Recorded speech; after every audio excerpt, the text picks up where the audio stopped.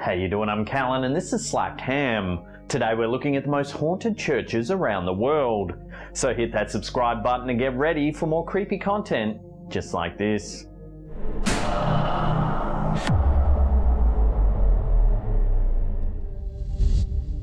As you'd expect from one of the most haunted churches in the world, St. Olaf's Kirk near Cranfield's Gap, Texas sits right next to the graveyard that became the final resting place of many of its parishioners. The church itself is quite literally in the middle of nowhere.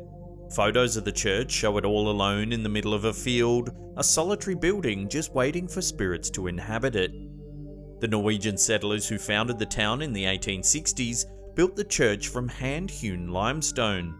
In recent years, it hasn't been used as often, allegedly giving spirits the opportunity to move in. Many of the locals are adamant that there are no ghosts haunting the beloved church, but others are certain that they've witnessed things there not of this world. For example, one columnist for a local newspaper reported hearing a sound coming from the second-story choir loft that sounded like someone walking with a peg leg. He ran up the stairs only to find it empty.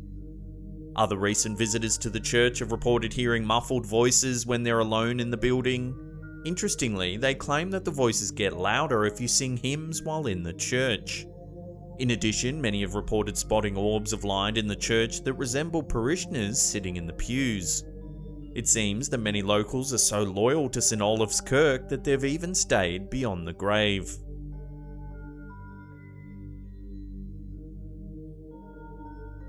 The English village of Pluckley is no stranger to ghosts. According to some, the village is one of the most haunted spots in the country, with at least 12 regular active spirits reported.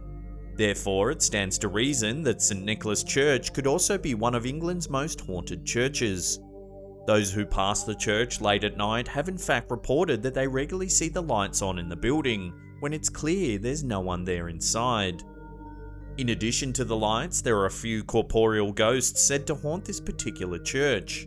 Lady Dering, an English composer, was buried in Pluckley and is said to wander the St. Nicholas churchyard late at night.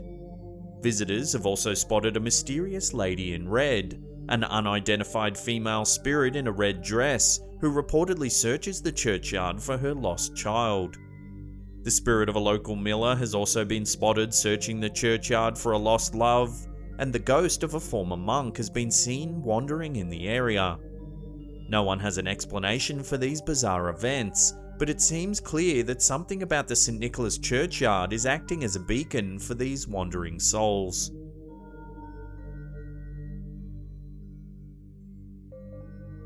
New Orleans is a city where voodoo reigns supreme. It's only fitting that it would be home to one of the world's most haunted churches. In fact, the St. Louis Cathedral is well known for having a few of the world's most famous ghosts haunting its aisles. One of the church's well-known ghosts is Père Dagobert, an 18th century priest. He was a kind man known for his generosity to the terminally ill. When a few members of his congregation revolted against the new Spanish rulers of the town and were executed, the governor left their bodies in the open to rot on the cathedral steps. Dagobert refused to let good Catholics be treated in such a way, and led a funeral procession to bury their bodies. Many believe his spirit now guards over the church. Dagobert is not alone. The spirit of his successor, Père Antoine, is also said to haunt the halls of the cathedral. However, it's one of Père Antoine's friends that is the most famous ghost to regularly make an appearance at the St. Louis Cathedral, famed voodoo priestess Marie Laveau. She often prayed there in life, and is one of the many spirits who is said to visit there after death.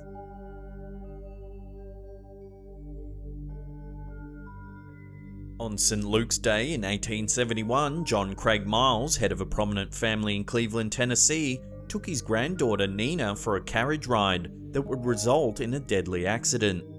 Grief-stricken, the family had a church built in her honour, St. Luke's Episcopal Church. The church included a mausoleum built from beautiful white marble meant to symbolise the innocence of their lost child.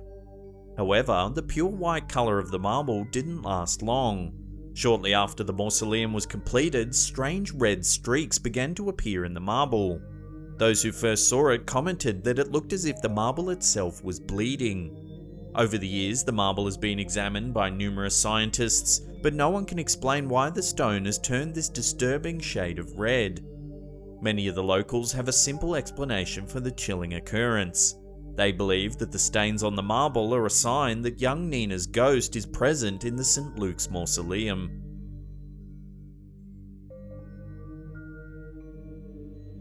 This church, the oldest stone church in Western Canada, claims its title as one of the most haunted churches in the world. Plague victims were sent to the church to rest and hopefully recover from their terrible illness.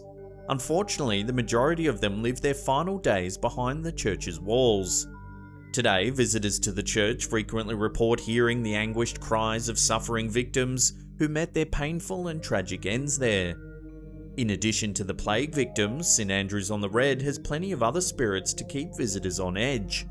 On the grounds, many have spotted a woman in a long white dress and a man dressed all in black lurking in the shadows.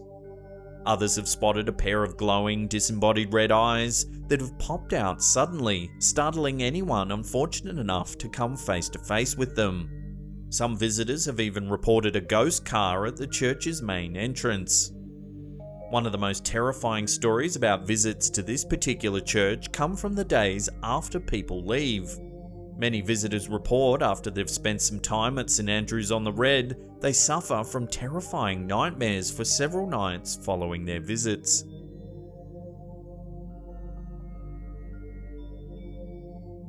ORADOUR Church in Oradour-sur-Glane, France is one of the most haunted churches in France. The gruesome tale that landed this holy site on our list begins in June of 1944, at the height of World War II. The citizens of this small town were terrified when Nazi forces began to invade their borders. The soldiers rounded up the 600 citizens and quickly separated them into two groups. The women and children were ushered inside the Oradour church, while the men were kept outside. Those inside were forced to listen in horror to the gunshots that killed the men outside. Not long after, things went from bad to worse when they began to smell smoke. They quickly realized that the Nazi soldiers had set the church on fire and locked them inside. All 600 citizens of the town perished in the carnage. It was one of the most brutal massacres in recent history. Today, many who visit the ruins claim that the ghosts of the victims still linger. They report hearing the screams of the women and children trapped inside the burning building, or even hearing the crackling of the flames that took their lives.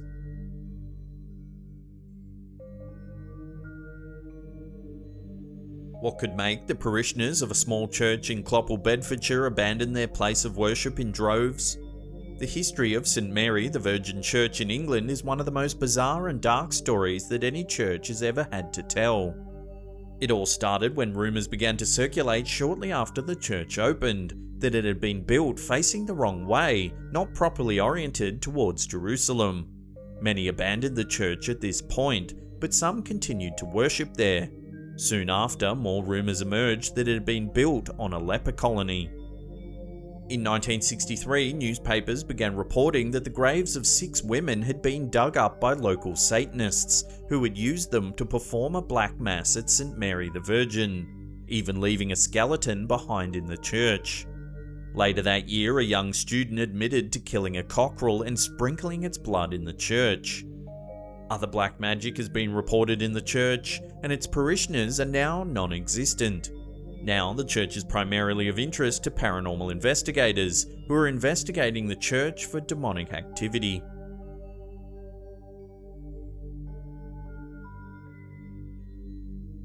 Before we get to that number 1 spot and take a look at an urban legend that haunts an old church in a rural community in Pennsylvania, remember to hit that subscribe button and tickle the bell icon. That way you'll be in the loop about all our latest scary and creepy content. Like many good urban legends, this tale of one of the most haunted churches in the US takes place in a small rural community. At the Egg Hill Church in Potter Township, Pennsylvania, legend has it that many years ago the congregation gathered for an evening service on Halloween night. Little did they know their beloved minister was plotting something sinister. During the service, each congregant stood to take communion. After they returned to their seats, one by one, they began gasping and crying in pain as the minister calmly looked on. Too late, they realised that the communion wine had been laden with poison.